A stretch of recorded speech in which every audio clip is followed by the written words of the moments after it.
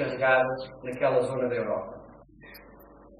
Se alguma oposição interna havia, se manifestava nas ruas contra Milosevic, ela desapareceu após os bombardeamentos. Escolas, centrais elétricas, pontes, estradas, as infraestruturas fundamentais de um país foram reduzidas a escombros, obrigando a Jugoslávia a recuar 50 anos do seu desenvolvimento e a população a unir-se em torno do déspota.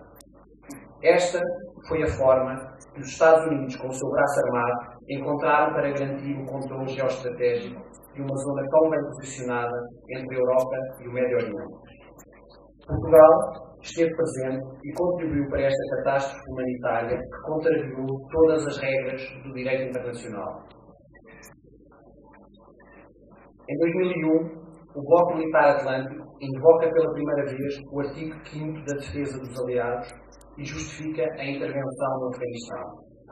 Surge assim o novo inimigo, o terrorismo. O novo elemento agregador da aliança e da nova ordem mundial dirigida pelos Estados Unidos da América e que justifica a política da guerra infinita de George Bush. E Portugal é novamente arrastado para esta aventura mortal por via da sua participação na aliança.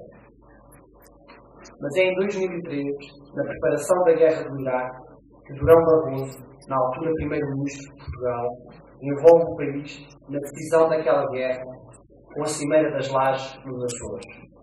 Durão Barroso faz o papel do mordomo e reúne Aznar, Blair e Bush.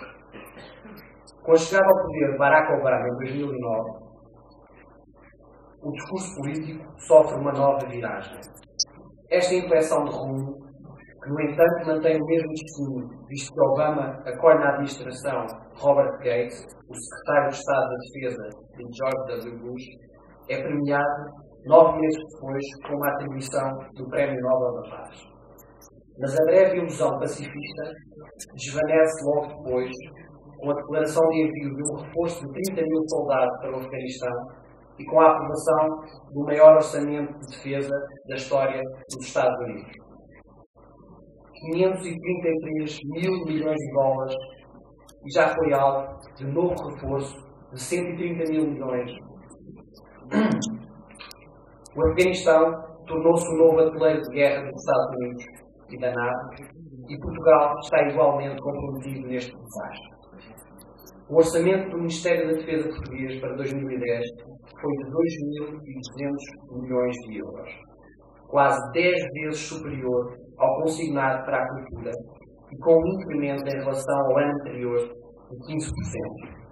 A presença de Portugal na NATO e nos cenários de guerra justifica a loucura destes orçamentos e a obscenidade da compra de material militar em tempo de crise e de austeridade, como os 2 submarinos no valor de 500 milhões de euros cada, ou os 5 aviões em segunda mão comprados à Holanda por 200 milhões de euros.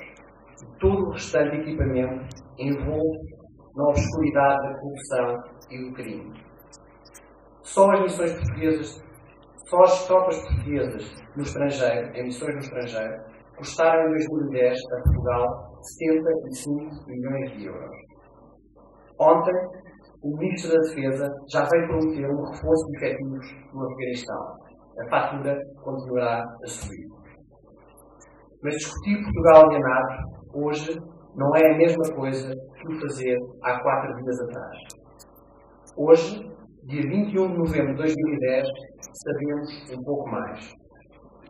Sabemos que Lisboa ficou tristemente ligada à aprovação do novo conceito estratégico e à implementação de um sistema antimíssil no coração da Europa. Mas sabemos também que muitas vozes se levantaram contra os mandantes da guerra. Ontem, a Avenida da Liberdade encheu-se de milhares de pessoas para protestar contra a guerra. Desde sexta-feira, esta escola encheu-se para debater alternativas à guerra. Por aqui passaram mais de 300 pessoas. Pela internet, até ao momento, acompanharam os debates e workshops mais de 1.200 pessoas. Muitas mais poderiam cá ter estado se não tivessem sido bloqueadas na fronteira por uma atitude autoritária e inaceitável do governo português. Mas hoje sabemos muito mais. Que o sectarismo é aliado do autoritarismo. Sabemos que a luta contra a guerra só se pode fazer de mãos dadas com o internacionalismo. A guerra não conhece fronteiras. A solidariedade e a luta também não. Obrigado.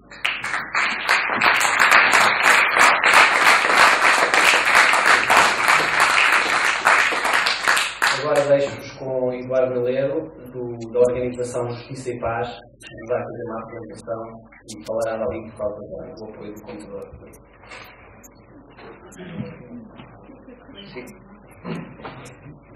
Hello.